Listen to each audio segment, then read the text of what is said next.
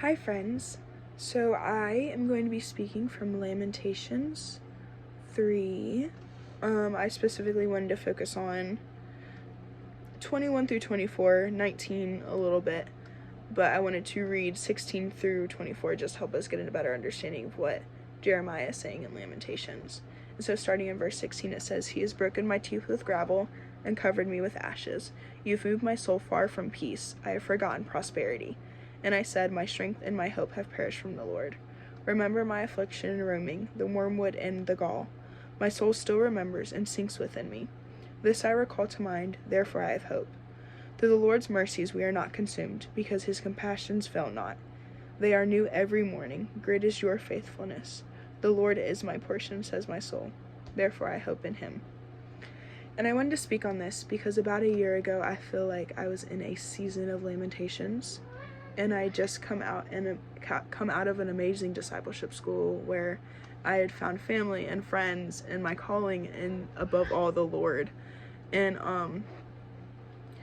it was a place that I dreamed of and had wondered if it was real, even from my childhood, of wondering if there's more to this Christianity thing. And it was just an amazing season. And I was there for 3 years and then about to do a 4th year, and when everything shifted.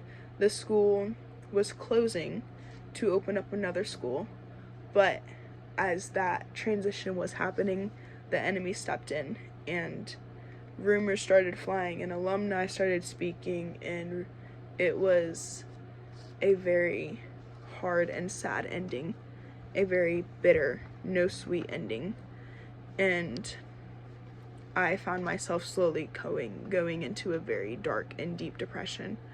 And for a while, I had felt like it was God's fault, even though I knew that it wasn't. I knew that the enemy, and I knew that people's own hardship and brokenness were the fault of this, but it was still so hard to hope and trust in the Lord. And I felt like I was in exile and I wasn't able to mourn what I had lost, but I was just forced to keep going because time doesn't stop, adulthood doesn't stop, all the things. And it had gotten to a certain point where I had remembered something that I had heard once, and it was, there are other people waiting on our yes. Our lives is just a bunch of other people who have said yes to the Lord.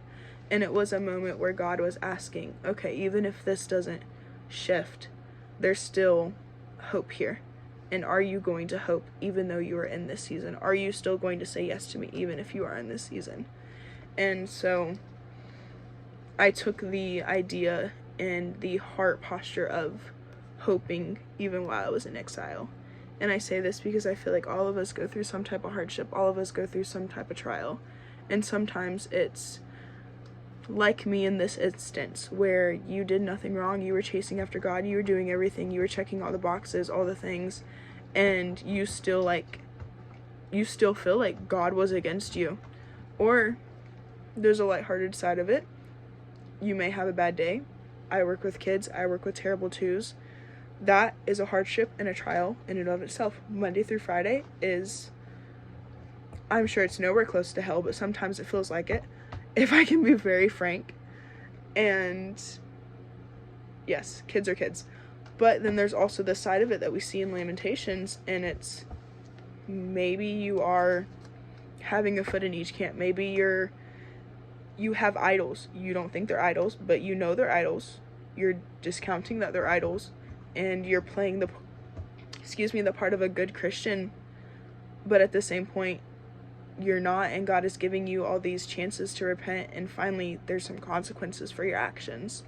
And I wanted to look at this because I think the way that Jeremiah responds while he's in this season of exile, that I think is absolutely beautiful.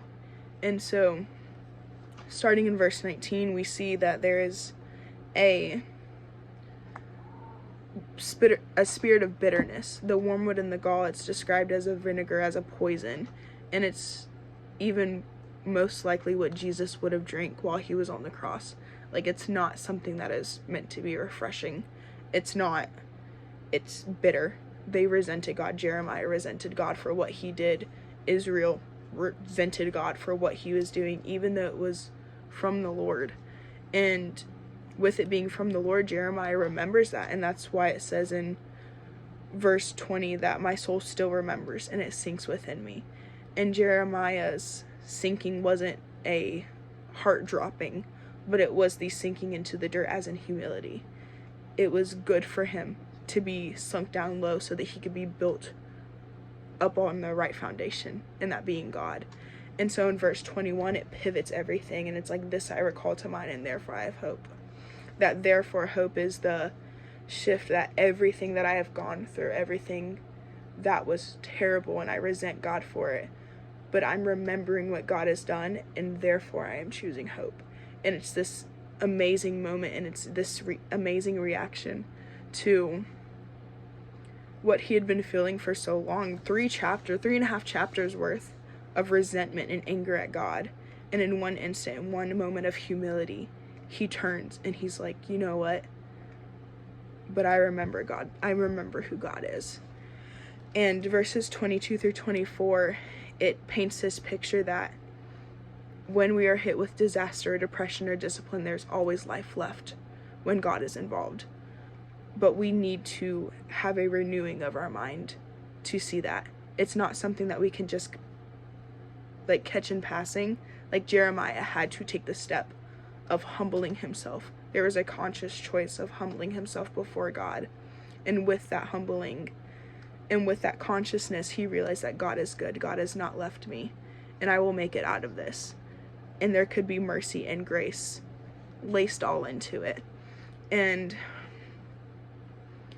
it's the idea that not only is there mercy and grace overall, but each morning, each day, there is a grace and a mercy that could be from the Lord.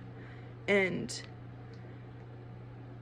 even along with those daily mercies, he realized that even though he had lost everything, there was still a portion to be taken in the Lord. The word portion here refers to land. It's like when the land was being split up between all the tribes, all of them got a portion of land. But the Levites got God. God was their portion. And that is the same heart posture that Jeremiah is taking. Like, I've lost everything. I have nothing. I have nothing except God. And that is worth hoping again. That is, there was nothing else that he realized he needed nothing else except for God. And what we see is that for ourselves, there are so many times where we sit and we agree with the enemy and we believe that the Lord has left us, and it's wrong. The Lord has never left us. We see that Jeremiah, God told him that this was going to happen. He knew it was going to happen. Why do we think that when God tells us things that he has left us after he told us what's going to happen? If he knows, that probably means that he's right there along with us. And what's crazy is that when God told them this was going to happen, God was telling them to keep living.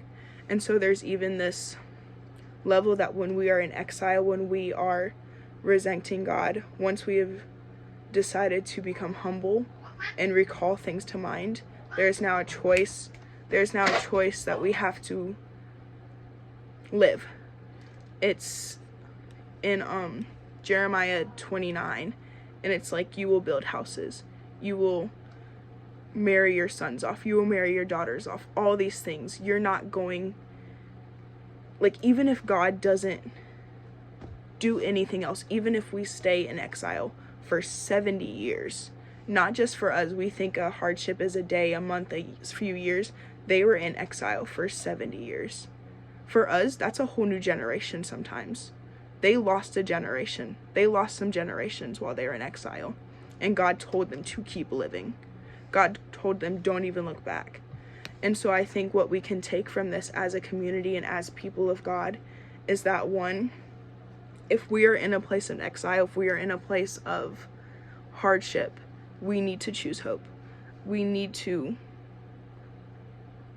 humble ourselves enough to look at God and be like, you know what, even though I feel like I've lost my love for life, which is huge, God is still there. God is still working, and he's still beautiful, and he's still good, and he still has new mercies for us every single day. And then I think as a community, if we know that there is somebody who is in an exile season, who is in a wilderness, we need to be like the church in Acts and have all things in common and love on people and chase after people and help our friends and family realize that if we have God, that is more than enough. And I think something that I did not share, but I want to share very quickly, is that when it's time for you to come out of exile, he will bring you out of exile. This was not my first go run with depression. This was actually my second. My first and second ended the same way, with the Lord miraculously healing me. The second was at Asbury, the Asbury revival that happened a year ago. I didn't go there planning to get saved. I was okay. I'd become okay with where I was, with my exile, with my wilderness. And God in a miraculous moment, because I decided to humble myself and love God and chase after him regardless of what he was going to do, decided to heal me. Literally in an instant. I am not saying this just as somebody who thinks that it's a good idea to choose hope and to choose faith in life while we are depressed, while we are in exile, while we are dealing with loss and hardship and all those things, but I am saying it as somebody who has walked through it and who has seen the other side of it. The exile will end. God gave them an ending point, but it's what we do with it while we are in there. That is it.